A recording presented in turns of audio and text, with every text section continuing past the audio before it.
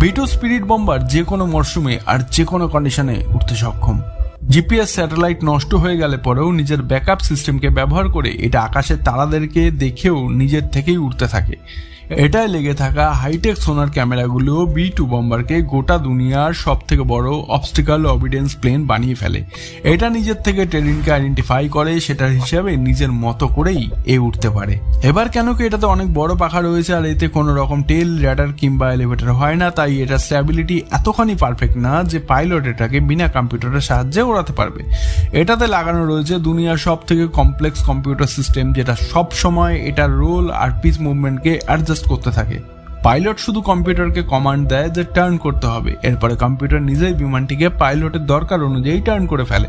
এখানে পরিষ্কার ব্যাপার যে এতখানি অ্যাডভান্স আর দুনিয়ার সব থেকে সিকিউরিট প্লেন অনেক দামি হবে নিশ্চয়ই।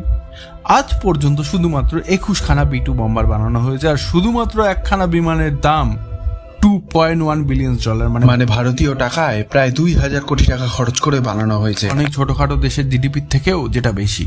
এই সব কটা বিমান শুধুমাত্র আমেরিকার কাছেই রয়েছে আর এখনো পর্যন্ত আমেরিকার এই টেকনোলজি বেচার কোনো রকম প্ল্যানিং প্রোগ্রাম কিছুই নেই।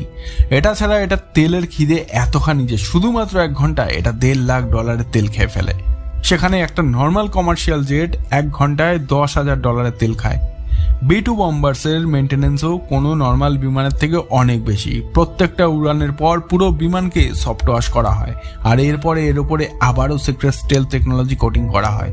পুরো বডির প্রত্যেকটা কোণার চেক আপ করা হয় যাতে কোথাও কোনো ছোট থেকে ছোট ফুটো কিংবা ডেন্ট তো নেই।